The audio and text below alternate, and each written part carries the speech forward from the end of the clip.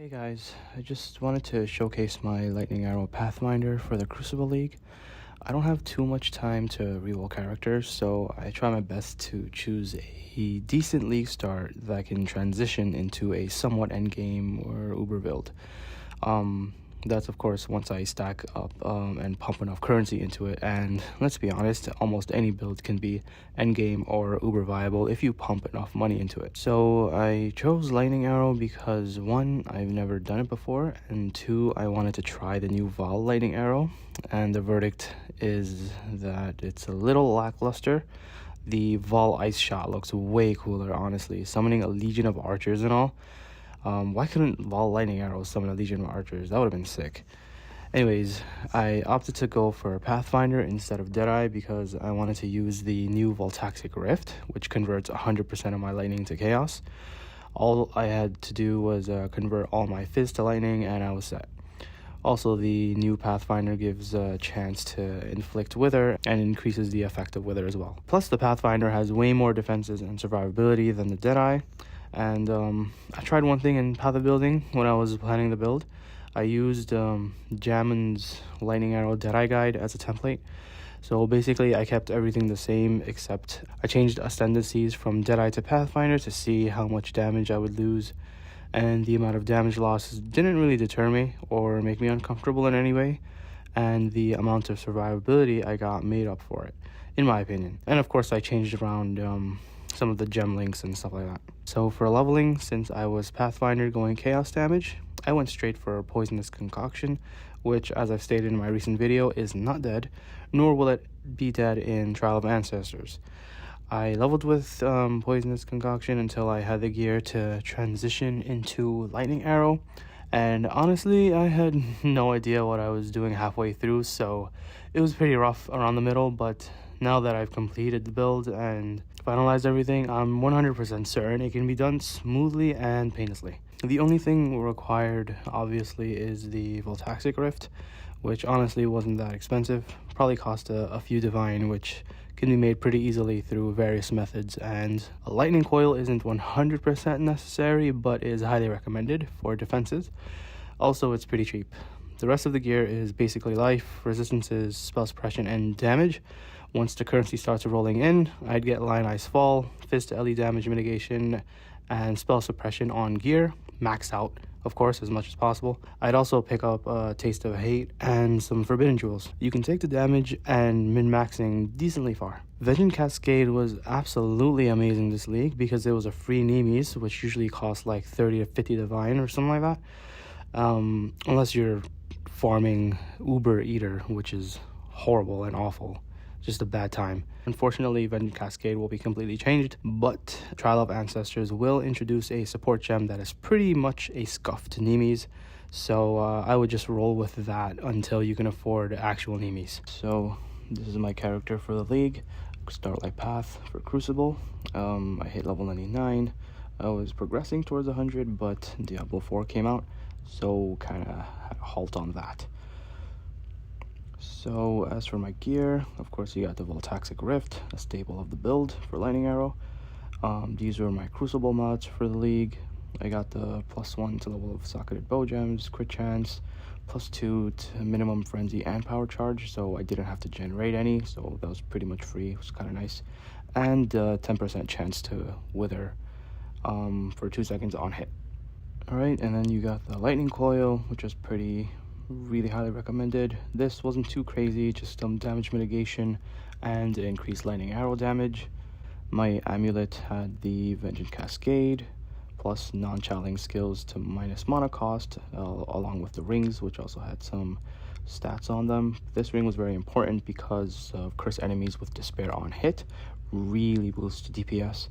My quiver had the bow attacks for an additional arrow plus the increased projectile speed, but we'll come back to that because that's relevant to the tree.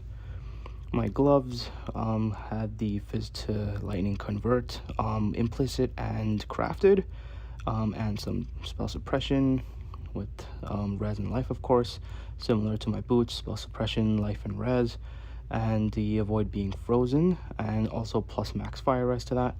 My belt had the crit chance lucky while focused, which I have on my left click, so as I'm walking around, pretty much focused most of the time. Flasks aren't too crazy. My utility flasks, half of them have +3 charges gained when hit, except for this one, which I decided to keep like this just for the hell of it. I just liked the way it was rolling for me, so just kept it.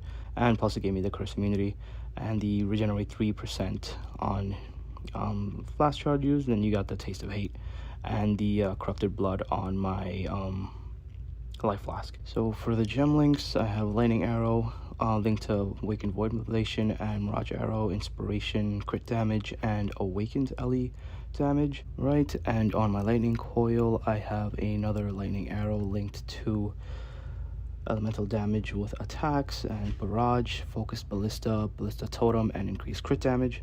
So you're pretty much like just running around firing your arrows, and then they come back to you, and then you just drop your ballista totems, and then they all fire a ton of arrows, and it's just like they're all coming back to you, and it's insane damage. All right, on my helm I have Haste, Grace, Defiance Banner, all linked to Enlighten, and then I have what do I have? Lightning Arrow linked to Mana Forge, which means it'll go off on its own,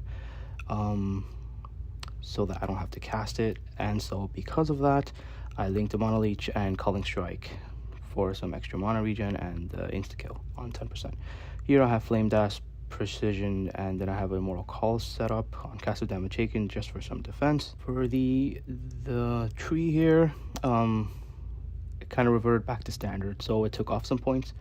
But for the most part, towards the end, I was focused on Legion. I did go Searing Exarch, and then I also focused on Delirium, and of course I have to get the Conquerors stuff and the Shaper stuff, just so I can spawn those. And I started getting this towards the end for experience, because when I go to doing my maps, they just start filling up the safe houses, and there's just a ton of XP, so I kept that as is. And for my tree, it was really scuffed. I had no idea what I was doing basically for most of the time, but you do go from Poisonous Concoction to Lightning Arrow, so it does shift a little bit. I was just mostly play testing it. And for the ascendancies, I had Nature's Reprisal, Nature's Adrenaline, Nature's Boon, and Master Alchemist.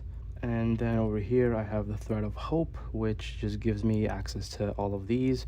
I kept this link as is, just so I can get this mastery for the projectile speeds applied to bonus damage. So 29 increased projectile speed means I get 29 increased damage. Then I have Piercing Shots for some help with clear, Multi-Shot for extra DPS, and all of these are because of the Thread of Hope, which is really nice to have there.